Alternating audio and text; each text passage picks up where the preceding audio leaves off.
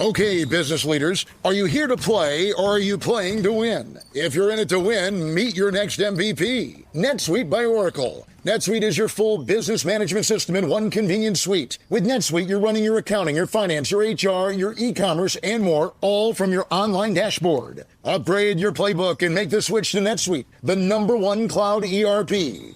Get the CFO's Guide to AI and Machine Learning at netsuite.com/tech. netsuite.com/tech. 7 things you don't really need to know, but probably should. I'm Jamie East, and this is the Sunday 7. I'm Mike Wooler, and I'm in for Jamie East again this week. On today's episode of the award-winning Sunday 7, we investigate the mysterious reappearance of the direwolf. We hear about a baby born after a womb transplant, and we ask, are you really ready for robot dog deliveries? Plus, Will Guyatt, the Smart 7's resident tech guru, has all the details on the government's new creepy murder algorithm and Elon's latest technical mess. If you're enjoying our episodes, please do like and follow us wherever you get your podcasts. We're here 7 days a week at 7 a.m. with the 7 biggest stories on the Smart 7 in association with Metro.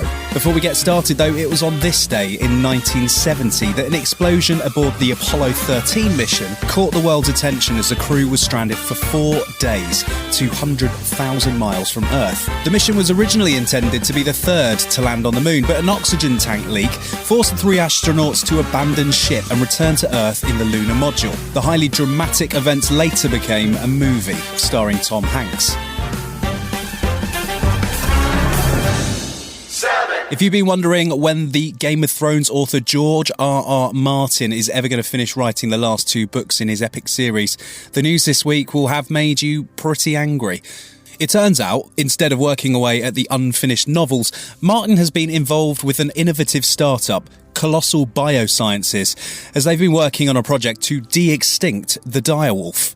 The company announced this week that they've produced 3 direwolf pups, Romulus, Remus and a female called Khaleesi, bringing back a species that hasn't been seen for over 10,000 years. The company used fossilised DNA to decipher the direwolf genome, and then got busy editing the DNA of the non-extinct grey wolf, as chief scientist at Colossal, Beth Shapiro, explains. So a grey wolf is the closest living relative of a direwolf. They're genetically really similar, 99.5% similar, and phenotypically their morphology is also similar, only direwolves are larger, more muscular, and have these light-colored coats. And then we edited grey wolf cells to contain those direwolf DNA variants, and then we cloned those cells and created our direwolves. George R.R. Martin is hugely excited about it, and posted pictures of him and the cubs, and 2 of the cubs sleeping on the Iron Throne.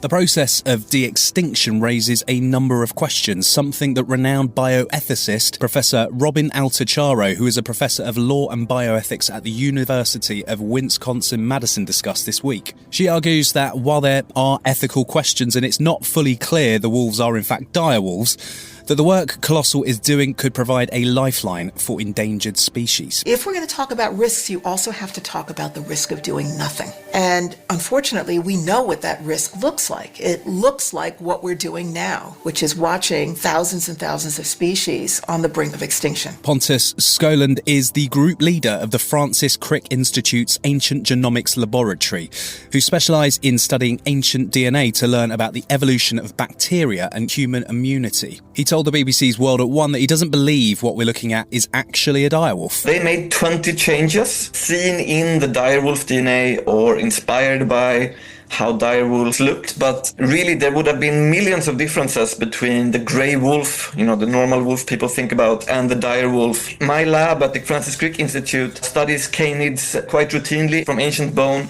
and I think if we had this sample in our data set, we would just think it's a grey wolf. I don't think we would even notice perhaps these changes unless we knew that there was something different about them.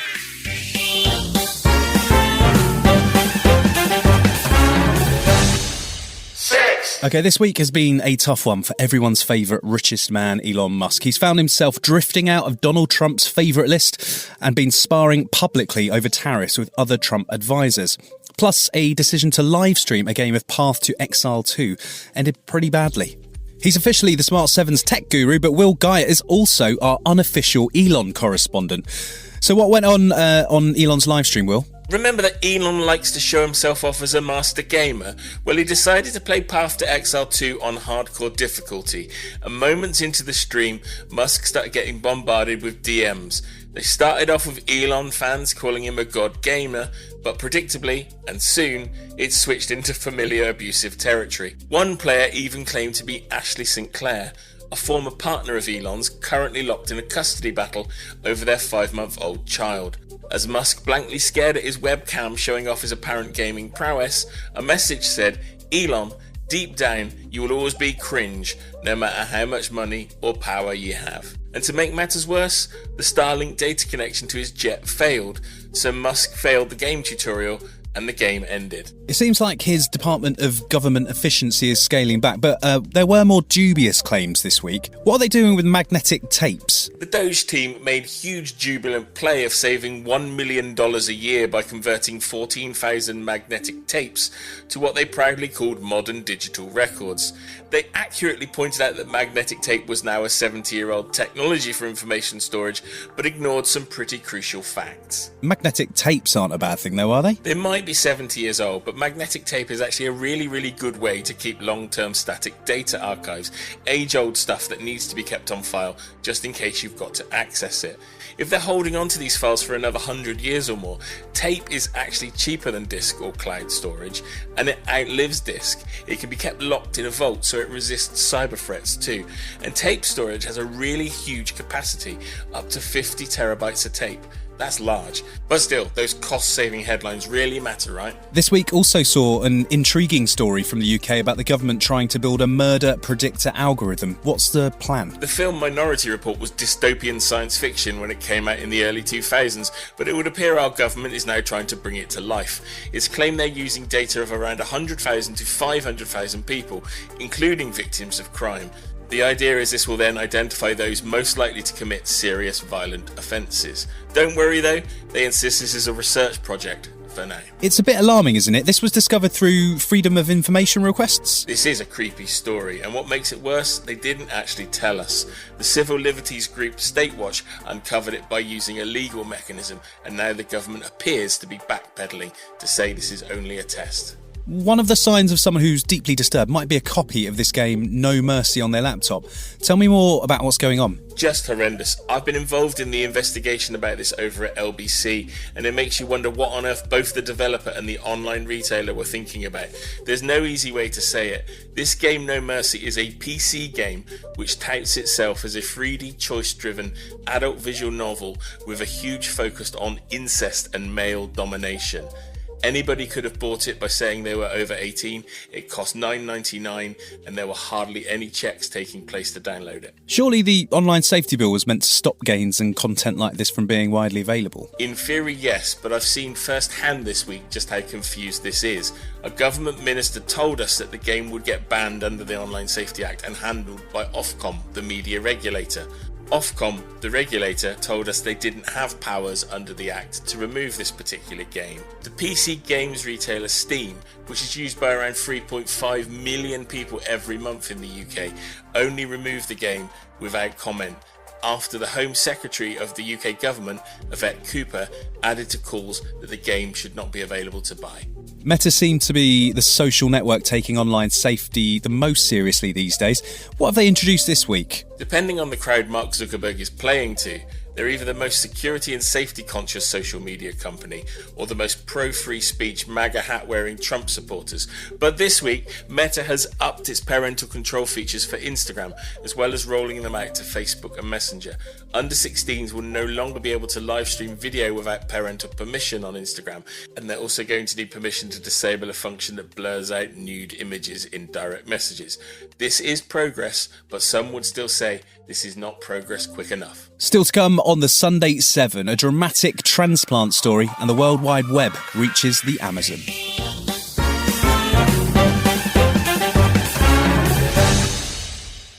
This week saw history made as Amy Isabel became the first baby to be born from a transplanted womb in the UK. Her mother, Grace Davidson, received the womb transplant in 2023 from her older sister, Amy, in what was the first living womb transplant. Grace was born without a functioning womb, a condition known as MRKH, which affects 1 in 5,000 women. But she did have intact ovaries and sufficient hormones to produce eggs. She told BBC Breakfast this week that she couldn't believe the procedure had worked. We'd never really let ourselves imagine what it'd be like for her to be here until we sort of saw her come up over the drapes, so it was really wonderful. The lead surgeons for the womb transplant were present in the operating theatre for the birth, and Isabel Quiroga, who is a consultant surgeon at the Oxford Transplant Centre, spoke to BBC Breakfast about how delighted the team were to see baby Amy born. It was an incredible moment, full of joy. I've been involved with this project for 10 years, and that was just a culmination of the hard work, not my hard work, but the whole team. This is an incredible team effort. So yeah, full of joy. I love, as Grace says. The fact that the procedure was a success will give new hope to hundreds of women, and Professor Richard Smith, clinical lead at the charity Womb Transplant UK and consultant gynaecologist surgeon at Imperial College Healthcare NHS Trust, was equally delighted by the result. I'm not often rendered short of words, but I have to say when baby Amy came out, I was speechless, and there were a lot of tears in that theatre that day. Just an amazing, magical moment, that's for certain. And of course the beginning, we hope, for many, many more women to be able to access this sort of treatment. Just fantastic.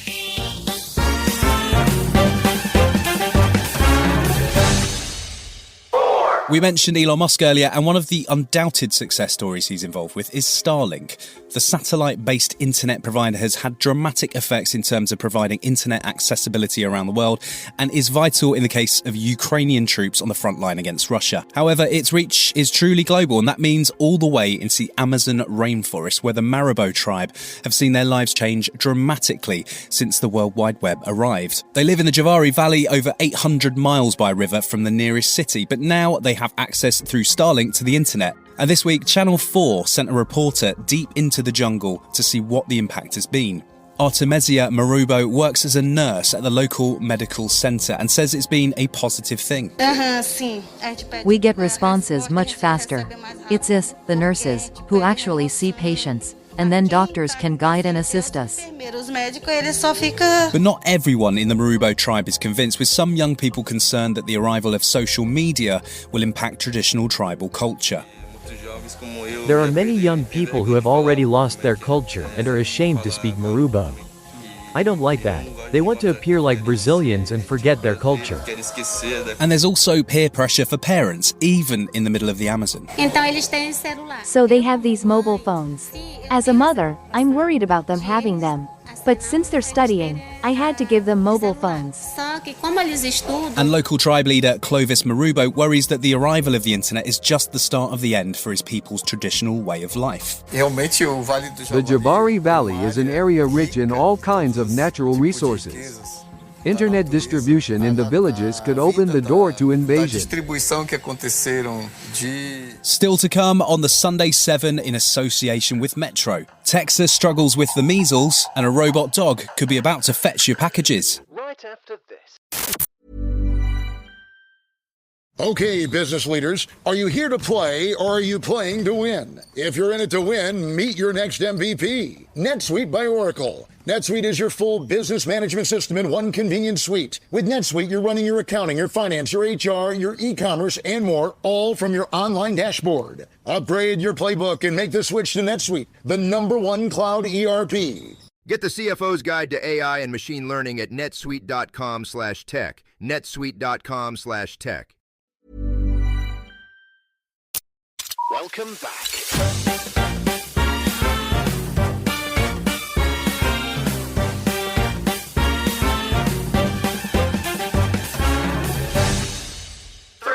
Texas is struggling with a measles outbreak that has continued to grow over the last few weeks. More than 500 people have contracted the disease, and so far, 2 children have died.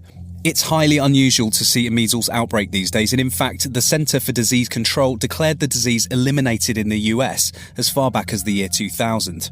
However, as vaccine levels have fallen, the disease has made a comeback, and 97% of those affected in this outbreak are unvaccinated. Dr. David Pearce is from the Houston Health Department, and he says it's not just a Texas problem either. And what we're seeing most of here in Houston are cases that are not related to West Texas, but rather to international travel. And that is because the amount of measles cases around the globe is going up. And that is because around the globe, there are more people who are not getting vaccinated. About 95% of Houstonians are vaccinated. And for the vaccinated folks, they really have almost nothing to worry about. The problem when it comes to vaccinations is that Donald Trump has appointed prominent vaccine conspiracist Robert Kennedy Jr. to the position of health secretary in his administration. He also has considerable history with opposition to the measles vaccine, which isn't helping.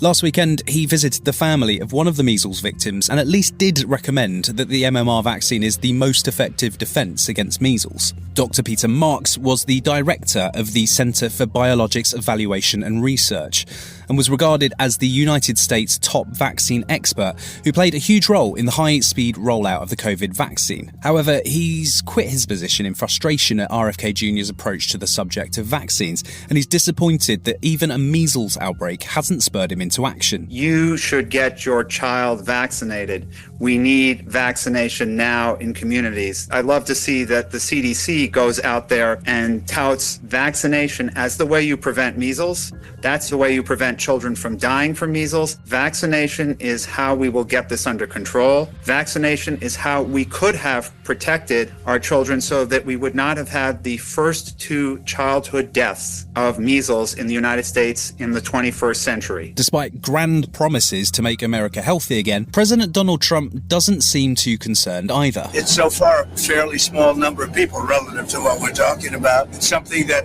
people have known about for many, many years. I mean, measles has been, this is not something new. And we'll see what happens. But certainly, if it progresses, we'll have to take action.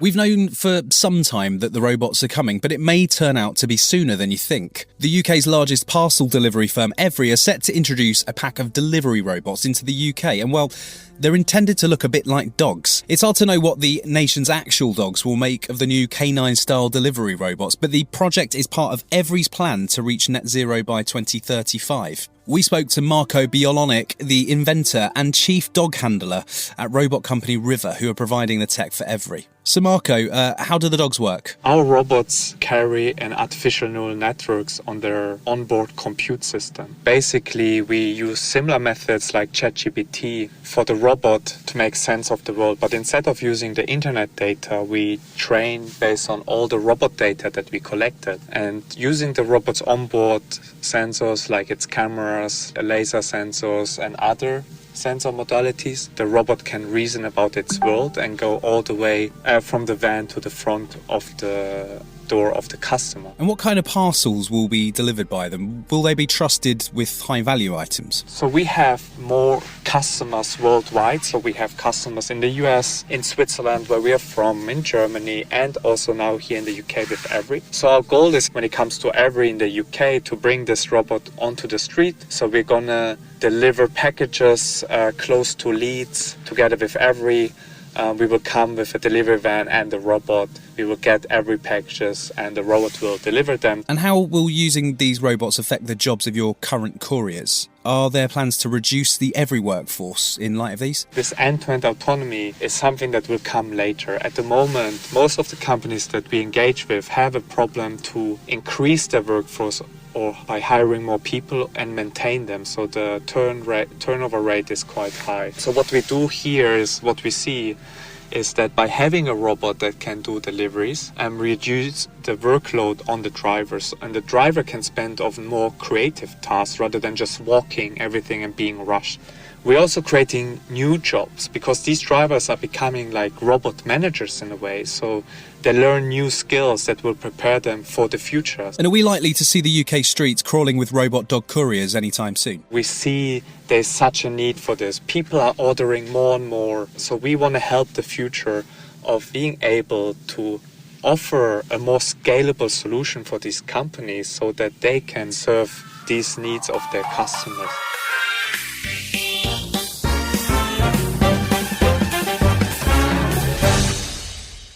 With all the developments in fertility, including the womb transplant we heard about earlier, it may only be a matter of time before we have a new record for oldest woman to give birth. The current record holder is Eramati Mangayama, who gave birth to twins in 2019 at 73 years of age. But that's nothing compared to our next story, which features parents who are aged 96 and 97 years of age respectively. The twist is, they're Galapagos Island tortoises, and they're living happily at the Philadelphia Zoo, where they've just hatched 4 baby tortoises, as Lauren Augustine, the director of herpetology at the zoo, explains.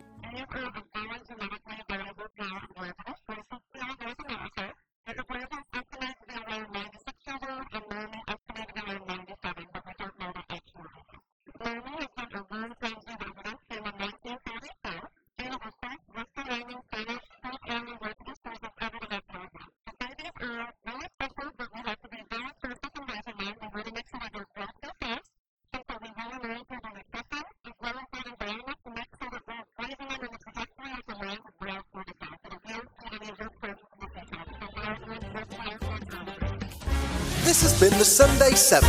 Wherever you're listening, do us a favour and hit the follow button. We'll be back tomorrow at 7 a.m. with the regular Smart 7. Have a great rest of your weekend. Written, produced and published by Daft Doris. From working side by side, to working together, to working wonders. Accelerate your operations with IT/OT convergence. Transform the everyday with Siemens.